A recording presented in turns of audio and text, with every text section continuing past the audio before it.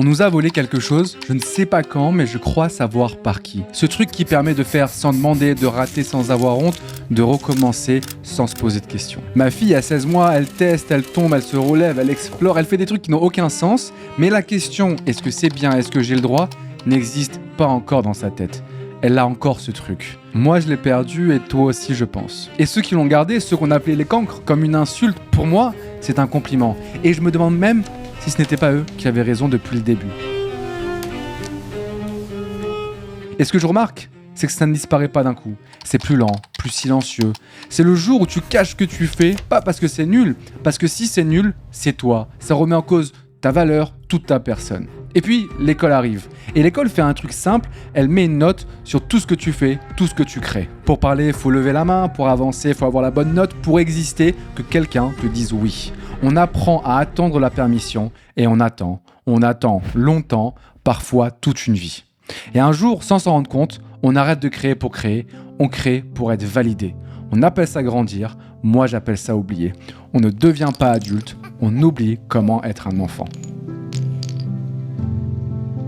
Mais certains n'ont jamais oublié, pas parce qu'ils sont plus intelligents, parce que le système n'a jamais réussi à les formater. Un cancre, c'est pas celui qui fout rien pour moi, c'est celui qui n'a jamais appris à demander la permission.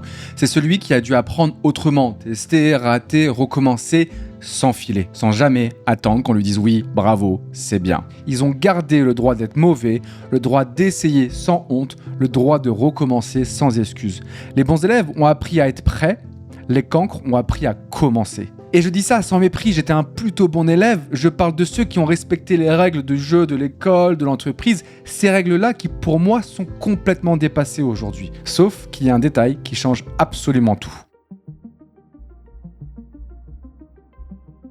Alors pourquoi ils gagnent maintenant ? Parce que le monde a basculé. Pendant des décennies, on nous a vendu un deal, fait des études, décroche un diplôme, trouve un CDI, suis les règles et t'auras la sécurité. Ce deal est mort, enterré. L'IA grignote des métiers qu'on pensait intouchables, le diplôme ne garantit plus rien. Le CDI, c'est une laisse dorée, confortable jusqu'au jour où on la coupe.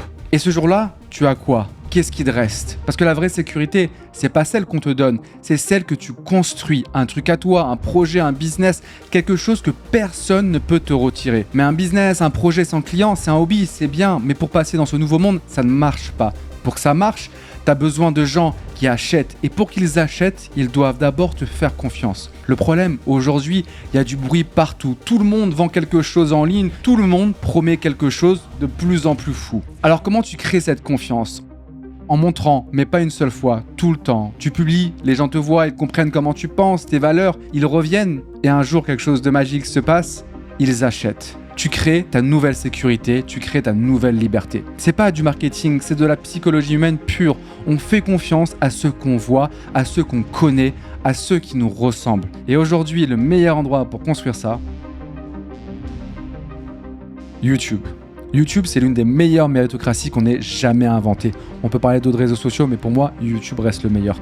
Pas parce que c'est parfait, parce que c'est accessible à tous et rejouable. Tu commences avec rien, pas de diplôme requis, pas de réseau, pas de permission. À l'école, tu rates un examen, t'es nul, t'es une merde, t'es naze. Ça te colle à la peau et ça te colle à la peau souvent toute une vie. Sur YouTube, tu rates une vidéo, t'es pas nul, t'es juste mardi. Tu publies, tu te plantes, tu recommences, le marché te répond, te dit oui ça marche, non ça marche pas, mais personne ne te bloque, personne ne te note directement, personne ne te donne la permission, tu la prends. Et les cancres, ils font ça depuis toujours. Et j'aime bien prendre cet exemple parce qu'il est contre-intuitif. Tu vois, ces gamins de 20 ans à Dubaï, ceux qu'on adore détester, on dit qu'ils vendent du vent, qu'ils sont pas intelligents, qu'ils ne méritent pas ce qu'ils ont. Mais ils ont compris un truc avant tout le monde. Ils étaient déjà pour la plupart hors du système et hors du système scolaire. Ce système leur avait dit non. Alors qu'est-ce qu'ils ont fait ? Ils ont fait sans. Ils ont testé, publié, raté, recommencé et tout ça leur a permis de construire une audience, une tribu et petit à petit un business qui les a rendus libres. Et pour moi, c'est des cancres, mais au sens de la permission.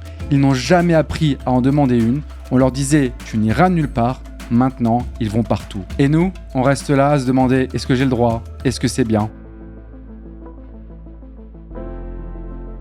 Si tu as été formaté par l'ancien monde, est-ce que t'es foutu? Non, mais tu vas devoir désapprendre et ça va faire mal. Parce que le piège du bon élève, de ces gens du système qui ont été formatés, c'est pas le manque de talent, c'est d'avoir trop bien appris, d'avoir trop bien suivi. On dit que l'école t'apprend à penser, à réfléchir, à douter du monde qui t'entoure pour mieux le comprendre. En vrai, elle t'apprend surtout une seule chose: douter de toi. Est-ce que c'est bien? Est-ce que j'ai le droit?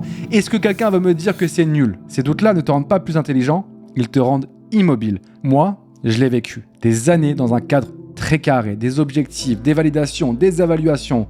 Et quand j'ai voulu créer, je me suis pris un mur, un énorme mur. Pas un mur de compétences, un mur sournois, invisible. Et je me souviens des matins où tu te lèves sans savoir quoi faire, tout ce que tu fais ne fonctionne pas, c'est le doute constant. Et personne pour te dire si tu as raison, si c'est bien, où aller. Parce qu'en fait, tu ne quittes pas un job, tu quittes un cadre. Le prix de ce cadre, c'est que quelqu'un te dit où aller, comment faire, t'es pas forcément d'accord, mais tu sais où aller.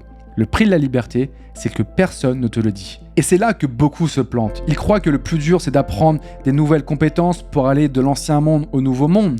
Mais en vrai, le plus dur, c'est l'incertitude. Accepter que personne ne va te noter, que tu vas être dans le flou longtemps, très longtemps. Et c'est ça désapprendre, pas apprendre plus. Apprendre à tenir dans le doute constant, sans qu'on te dise c'est bien, c'est par là, continue. Alors pourquoi, à mon avis, les cancres vont dominer le monde?